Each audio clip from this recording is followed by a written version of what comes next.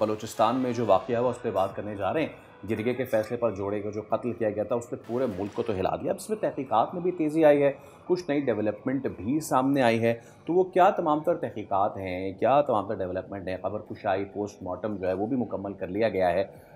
سعدیہ، خاتون کو 9 جبکہ مرد کو جو ہے وہ 7 گولیاں ماری گئی ہیں، یہ پوسٹ مارٹم رپورٹ میں سامنے آیا ہے۔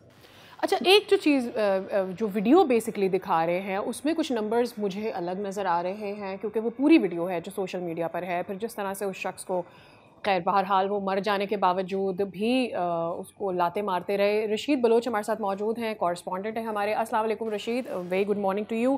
پہلے تو ہمیں ذرا بتائیں کہ ساری جو ڈیٹیل سامنے آئی ہیں پوسٹ مارٹم سے، ایک تو یہ بھی جاننا ہے، اور ایک ویڈیو میں کیا نظر آ رہا ہے؟ مجھے لگ رہا ہے کہ گولیاں بہت زیادہ ماری گئی، پھر اس کے بعد بھی کوشش کی گئی کہ کسی طرح سے تکلیف پہنچائی جائے لاش کو۔ جی دیکھیں، جب یہ ویڈیو وائرل ہوئی اور بتایا تو یہ جا رہا ہے کہ ویڈیو جو ہے تو پرانی تھی بہرحال، لیکن جب ویڈیو دراصل جو پولیس ہے مقامی اس کو تقریباً 15-20 دن پہلے مل چکی تھی۔ اچھا، لیکن مقامی جو پولیس تھی انہوں نے اس کو اتنا زیادہ سنجیدہ نہیں لیا، اس نے بس اگنور کر دیا۔ تو اس کے بعد یہی ویڈیو پولیس کے ذریعے پھر وائرل ہوا ہے۔ ابتدائی بھی جو مقامی لوگ ہیں ان سے جو ہم نے معلومات لی تو اس میں یہ بتایا جا رہا ہے، اور کچھ لوگ یہ کہہ رہے ہیں کہ نہیں، جو یہ ویڈیو اس شخص نے لیک کروائی ہے جو اس جگہ موجود تھے، وہ تمام چیزیں دیکھ رہے تھے، باقی لوگ بھی شوٹ کر رہے تھے موبائل کے ذریعے۔ یہ شخص جو ویڈیو وائرل ہوئی ہے یہ بھی شوٹ کر رہا تھا۔ تو اس کے بعد کسی کے ہاتھ لگی، جیسے کہ پرسنل ایک دوسرے کو انباکس کرتے ہیں، اس طرح کسی اور بندے کے ہاتھ لگ گئی تو اس نے اس کو پولیس کو بھجوا دیا اس ویڈیو کو، اور پولیس نے فردر پہ اس پہ کارروائی نہیں کی۔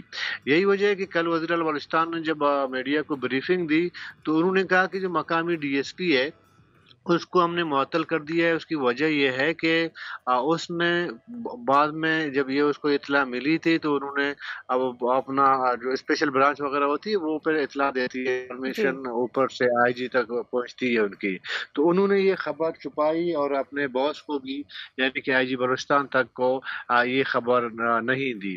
تو ابھی فی الحال ابتدائی رپورٹ یہ بتا رہی ہے۔